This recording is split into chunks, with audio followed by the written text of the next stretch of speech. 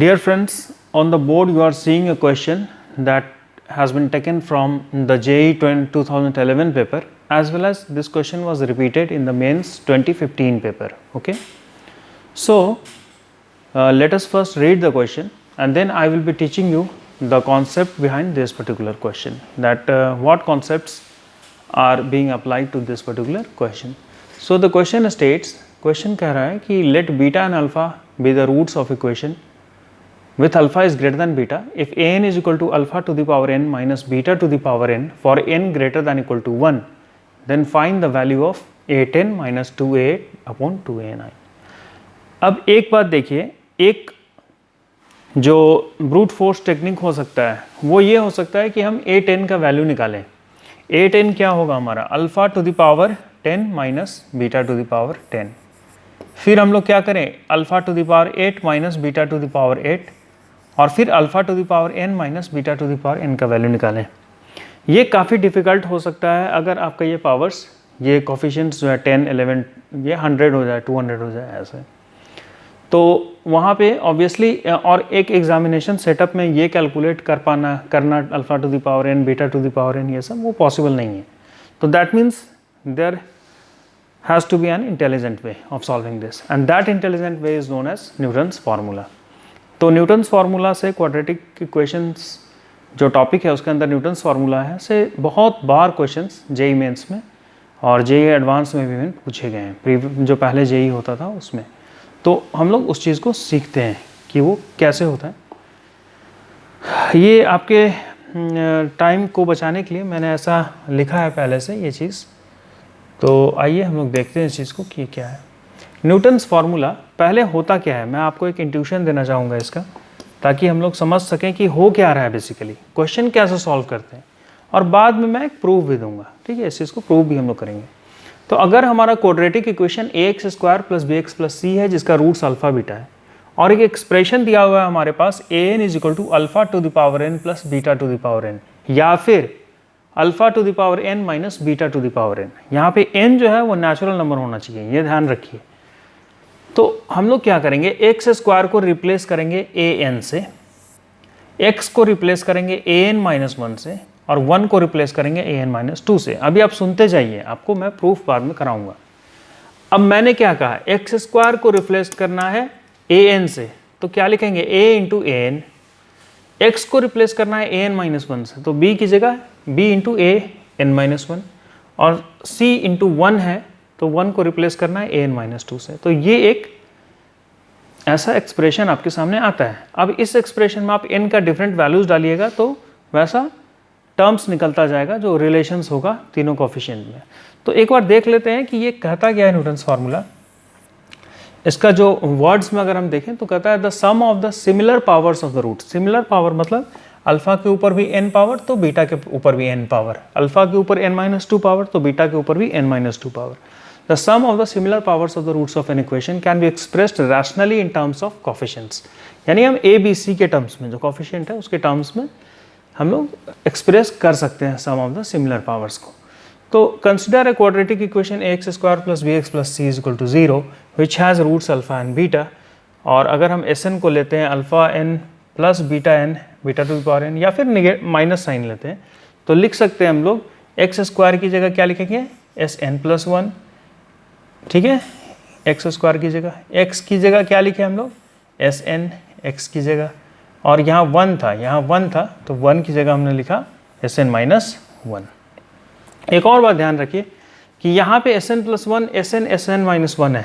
अगर कहीं हो सकता है कि क्वेश्चन ऐसा हो कि इसको मैं ले रहा हूँ Sn प्लस 1, तो प्रीवियस वाला क्या है, इससे बड़ा है, या फिर ऐसा करते हैं कि इस बीच वाले को अगर मैं ले लूँ Sn माइनस 1, तो इसको ले लेंगे Sn और इसको ले लेंगे Sn, ये क्या है इससे भी छोटा है तो Sn माइनस 2, ऐसा भी ले सकते हैं. ठीक है, तो वो जैसा क्वेश्चन में दिया रहेगा उस हिसाब से ले सकते हैं. बस ये ध्यान रखना है कि ये सबसे लार्जेस्ट है, ये उसके बाद है और ये उसके बाद है. तो अब एक एग्जाम्पल लेके समझते हैं इस चीज़ को. जैसे देखिए, ये एक क्वाड्रेटिक इक्वेशन है हमारे पास 2x square plus 5x minus 7 is equal to 0, जहाँ पे दिया हुआ है कि an को डिफाइन किया है इसने alpha to the power n plus beta to the power n. Alpha और बीटा रूट से, ओके, रूट से। तो हम लोगों ने क्या पढ़ा, 2 इंटू एक्स स्क्वायर को रिप्लेस करो किस चीज़ से, एक्स स्क्वायर को रिप्लेस करो SN + 1 से। तो यानी SN की जगह यहाँ क्या लिखेंगे, AN + 1, ठीक है, क्योंकि यहाँ SN नहीं है, AN लिखा हुआ है। प्लस 5 इंटू एक्स को रिप्लेस करना है SN से, यानी AN, और -7 AN - 1। अब आप देखिए = 0। अब मान लीजिए लेटस से n = 5, तो यहाँ अगर मैं 5 डालता हूँ, लेटस से n = 5, तो 5 डालेंगे तो क्या आएगा, 2a6 + 5a5 - 7a4 = 0। देखिए ये निकल के आ गया। ऐसे ही आप n का जितना वैल्यूज़ डालिएगा वैसे एक्सप्रेशंस निकल के आएगा। अब इतना बात जानने के बाद आप उस क्वेश्चन को बहुत इजीली सॉल्व कर सकते हैं। तो आइए उस क्वेश्चन पे चलते हैं। क्वेश्चन क्या कर रहा है कि क्वेश्चन तो हमने पढ़ लिया। अब देखिए सबसे पहले हम लोग इस पे न्यूटन्स फार्मूला अप्लाई करते हैं, x² - 6x - 2 पे। तो हमने क्या पढ़ा कि x² की जगह क्या लिखो, इसका कोफिशिएंट क्या है 1, तो 1 इंटू x² की जगह क्या लिखना है, देखिए SN + 1 है ना, SN + 1 या AN + 1। तो x² की जगह लिखेंगे AN + 1, 1 इंटू A, क्योंकि यहाँ AN है ना इसलिए A के टर्म्स में लिखेंगे AN + 1 -6x है, तो x की जगह लिखना है हमें AN, ओके, तो -6 AN, और 2 की जगह लिखना है -2 AN - 1, ठीक है, ये -2 = 0। अब देखिए यहाँ से क्या निकल के आ रहा है, यहाँ से निकल के आ रहा है कि AN + 1 -2AN - 1 = 6AN, ओके। अब देखिए यहाँ पे n का वैल्यू क्या है, मैक्सिमम 10 है, यानी n + 1 का वैल्यू 10 होगा, मैक्सिमम जो वैल्यू है। तो n + 1 की जगह अगर मैं 10 डाल दूँ तो क्या आएगा, ये A10, मतलब n + 1 की जगह अगर मैं 10 डाल दूँ तो क्या होगा, A10 - 2AN - 1 क्या हो जाएगा, n का वैल्यू आ गया 9, तो n - 1 का वैल्यू आ जाएगा 8, यानी -2A8 = 6A9, ठीक है। तो लिख सकते हैं हम लोग A10 - 2A8 upon 3A, 2A9 है ना, 2A9 है, तो 2A9 = कितना आ जाएगा, यहाँ से 6, ठीक है। तो x² की जगह हमने लिखा AN + 1, x² की जगह लिखा हमने AN + 1 और AN - 1। आप कुछ भी ले सकते थे, सबके साथ आंसर आएगा। अगर आप इसको AN + 1 लेते तो ये AN + 2 हो जाता और वो AN हो जाता सिर्फ, तभी भी आंसर आपका निकल के आ जाता। तो देखिए कितना इजीली ये वैल्यू आपके सामने निकल के आ गया। ये 6 नहीं होगा, ये 3 होगा, है ना, 3। कितना इजीली इस एक्सप्रेशन का वैल्यू जो आपको फाइंड करना था A10 - 2A8 अपॉन 2A9 का वैल्यू निकल के आ गया न्यूटन्स फार्मूला से। तो आप देख रहे हैं इस फार्मूला का पावर। अब और भी ढेर सारे क्वेश्चंस हैं इस पे बेस्ड, वो हम लोग करेंगे नेक्स्ट लेक्चर में। उससे पहले हम लोग इसको प्रूव कर लेते हैं। प्रूफ करना भी ज़रूरी है, क्योंकि मैंने लास्ट क्लास में आपको बताया था कि 1 प्रूफ = 20 क्वेश्चंस। तो उसी चीज़ को फॉलो करते हुए हम लोग उसको प्रूव करते हैं। देखिए मेरे पास क्वाड्रेटिक इक्वेशन दिया हुआ है, x² + bx + c = 0 और अल्फ़ा बीटा रूट्स हैं। तो मुझे प्रूफ करना है ये चीज़, है ना, जहाँ पे an डिफाइंड है αn + βn, alpha to the power n + beta to the power n। तो क्या लिख सकते हैं हम लोग इसको, a × alpha to the power n + beta to the power n plus b × alpha to the power n - 1 plus beta to the power n - 1 plus c × alpha to the power n - 2 plus beta to the power n - 2 = 0। अब देखो यहाँ से हम क्या करते हैं, alpha वाले terms को कॉमन ले लेते हैं। तो a × alpha to the power n plus b × alpha to the power n - 1 plus c × alpha to the power n - 2 और प्लस लिख सकते हैं हम लोग a यहाँ पे एक गड़बड़ी हुआ है, ए कॉमन बाहर नहीं होगा, ये अंदर होगा ऐसे।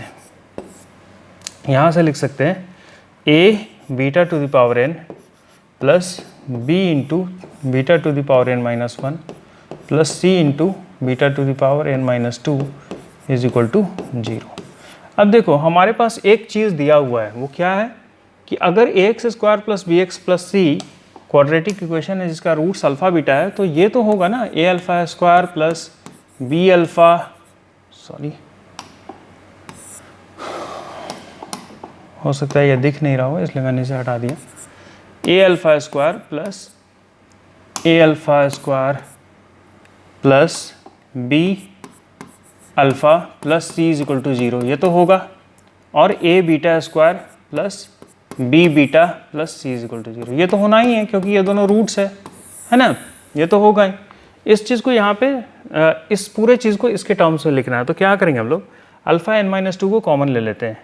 अल्फ़ा एन माइनस 2 को अगर मैं कॉमन ले लूँ तो यहाँ क्या बचेगा अंदर में, यहाँ अंदर में बचेगा a into alpha to the power 2, है ना, n minus 2 plus 2 alpha n plus b into alpha plus c। यहाँ से beta to the power n minus 2 common ले लूँ तो बचेगा a